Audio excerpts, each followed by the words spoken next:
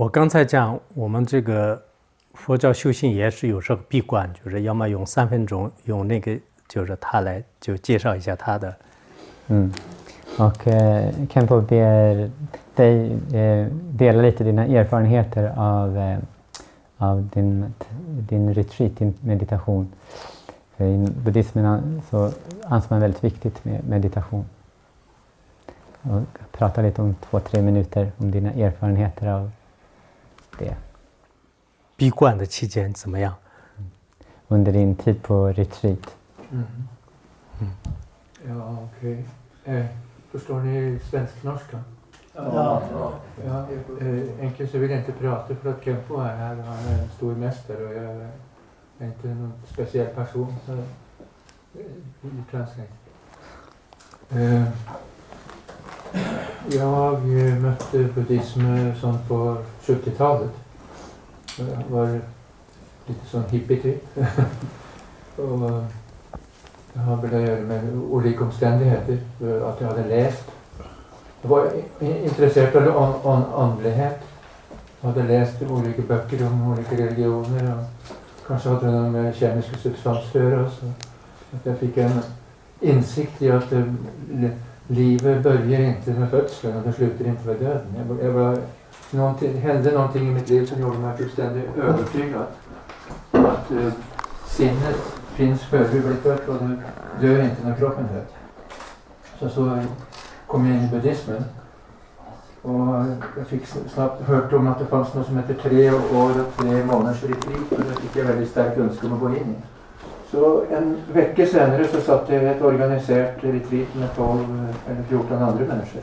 Utan att jag ens visste att det skulle vara något sånt 3-års retreat. Utan att jag hade planerat på det. Det bara hände att jag kom in där. Och det var exakt mitt önske. Där satt jag alltså i 3 år frivillig. Och fick instruktioner och gick igenom steg för steg olika nivåer i buddhistisk praxis. Från helt grundläggande förberedande övningar upp till det mest avancerade nivåer.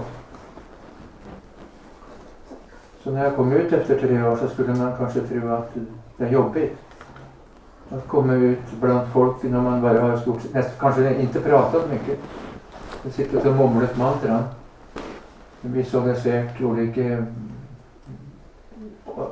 saker som man gör i meditation.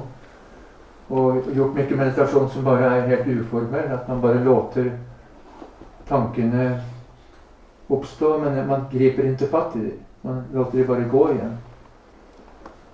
För att problemet här, alla problem kommer egentligen från några tankar. Det är roten till all lidande här, det är att vi hakar oss upp i olika sorts tankar och så kommer det en tanke, det här gillar jag inte. Och så hakar jag igen nästa tanke, det här gillar jag verkligen inte. Och det där hatar jag. Och sen så gör vi saker och säger saker och så blir folk arga på oss och så är det igång. Problem mellan människor. Problem inne i människor, problem mellan nationer, eller det kan vara avundsjuka, eller det kan vara begär, eller det kan vara stolthet. Det här är liksom som att dricka gift. Det förgiftar vårt liv. Så det syftet med meditation är egentligen att de här negativa tendenserna vi har inne i oss som skapar så mycket lidande för oss själva. Det kanske känns rent fysiskt ibland. Ja, det gör ont när vi blir riktigt arga eller riktigt avundsjuka eller riktigt deprimerade så känns det ut som att det är fysiskt ont. Eller om vi blir exalterade så känns det ut som att jag har fjärilar i magen. Eller det känns som att man har en sten eller en klump i halsen. Allt det här är tankar. Så hela syftet man gör ett sånt retreat är att för det första lugna ner tankarna lite. Men bara att lugna ner tankarna, det hjälper inte. Det kan man liksom äta någon piller kanske om man bara vill bli lugn. Det som är viktigt är att se in i tankarna. Och förstå sig själv, förstå sitt djupare inre. Det som ligger djupare inne i en själv än tankar och känslor. Och komma ner på djupet. Eller det är ett fel uttryck också. Att verkligen se ens egen inre natur. Det kallas också Buddha-naturen. Och den buddha-naturen är något som alla har. I buddhismen så ser man inte på det så att ja, vi som är buddhister, vi har buddha-naturen, men ingen andra har det. Alla har den buddha-naturen och alla kan komma i kontakt med den. Så det är inte bra att göra dåliga saker. Det är inte bra att bli slav av hat, begär, avundsjuka, stolthet, depression och så vidare. Man måste bli fri från den här negativa tendensen. Men och det att man har varit påverkat av negativa känslor och gjort saker på grund av negativa känslor, det är såklart inte bra. Men det går att ändra på. Det går att förändra sig. För att tankar och känslor är inte gjort av sten. De har ingen substans. Det är möjligt att förändra sig. Det finns i buddhismen många berättelser om till exempel så var det en av Buddhas lärjungar som hette Angulimala. Han hade en tokig guru som sa åt honom att hvis du dödar 100 människor och kapar av fingrarna på varje dem och hänger in en kedja runt halsen, så kommer det att bli upplyst.